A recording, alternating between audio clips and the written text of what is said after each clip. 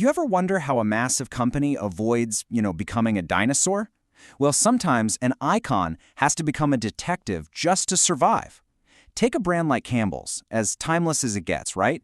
They suddenly found themselves in a world that was changing way faster than their soup was simmering. So, let's get into it.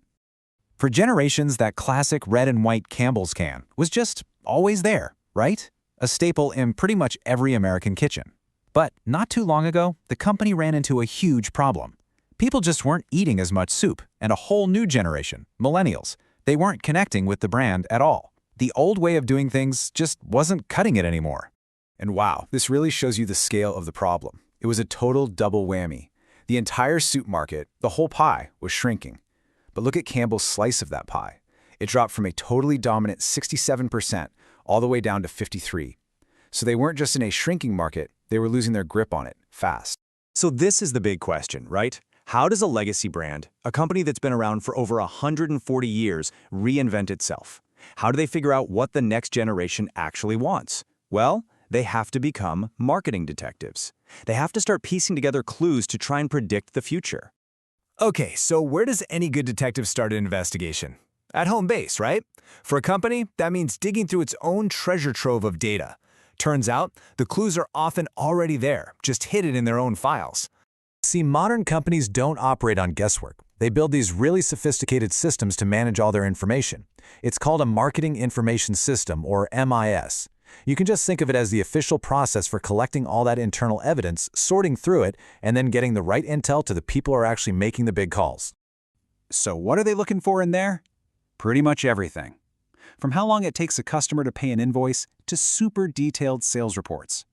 They use these enormous databases and something called data mining to spot patterns. And the scale of this is it's staggering. I mean, think about Walmart. Their data warehouse tracks information on every single item for every customer in every store every single day. The amount of data is just incredible. But here's the catch, and this is so important. This quote from Michael Dell absolutely nails the danger of only looking at your own sales data. You might think you're seeing what customers want, when what you're really seeing is just what you were good at selling them. That's a huge, huge distinction. So if your own files can sometimes mislead you, where does a good detective look next?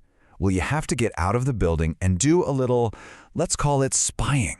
You need to gather intelligence from the outside world, what the pros call happenings data, to get a real sense of what's going on.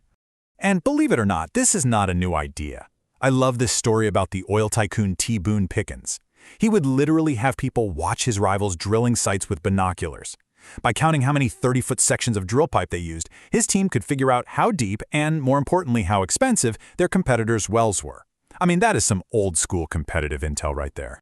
Today, we've basically traded in those binoculars for something way, way more powerful: big data. And if you want to understand the sheer volume of information that's out there, just look at this number. An estimated 90% of all the data that has ever existed in human history was created in just the last 2 years. Think about that for a second. The amount of happenings data available now is, well, it's almost impossible to wrap your head around. And companies are putting this data to work in some pretty mind-blowing ways. That supermarket in the UK, Tesco, they analyze 1.5 billion data points every single month just to decide what prices to set.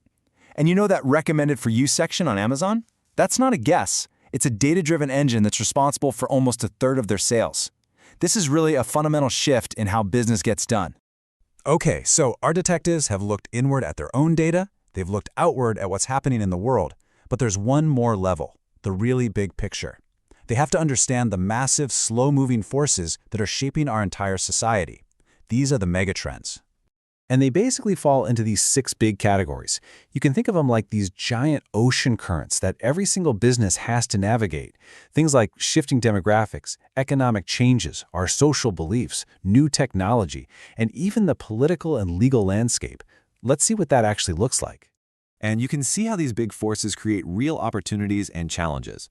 So on the left, that's a demographic trend. As more dads became more involved in parenting, a whole new market opened up for high-end strollers like Bugaboo. And on the right, that's a sociocultural trend. As we all became more health-conscious, restaurants like Macaroni Grill had to totally rethink their menus just to stay relevant. So what's the point of all this, right?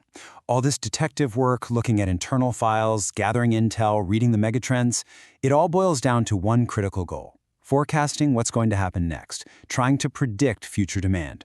To even start doing that, marketers need to understand this key idea called market potential.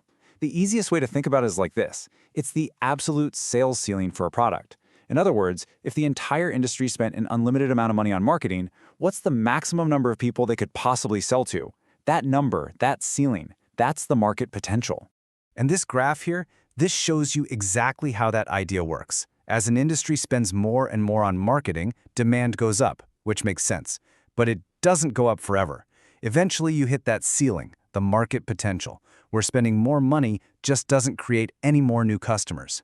Knowing where that ceiling is tells a company exactly how much room it has to grow. And this brings us right back to Campbell's. They put all these clues together. The mega trend showed them that millennials wanted bolder, spicier, more adventurous flavors. The happenings data from the outside world showed a huge preference for things in pouches that looked fresh, not old-fashioned cans. By combining all of this intel, they saw the market potential for a totally new kind of soup, and boom, they launched Campbell's Go. So the big takeaway here is that modern business is not a one-time thing. It's this constant cycle of investigation and analysis and adaptation. It's about being a detective all the time. And this detective work has gotten so powerful that it can lead to some truly wild outcomes. I mean, take this famous and kind of crazy story about Target. They got so good at piecing all these little clues together, they actually figured out that a high school girl was pregnant and started sending her coupons for baby stuff, which is how her very, very surprised father found out. So how on earth did they do it? It was pure detective work, using all the same techniques we've been talking about. First, they analyzed their internal data from baby registries and found 25 key products. Then, they tracked real-time happenings data, what female shoppers were actually buying. This let them create a pregnancy prediction score and then target ads with almost scary precision. And that leaves us with this final and honestly pretty tough question. In a world where companies can know us this intimately, where do we draw the line? When does brilliant data-driven marketing cross over and become a really uncomfortable invasion of our privacy? That's something we're all going to have to figure out.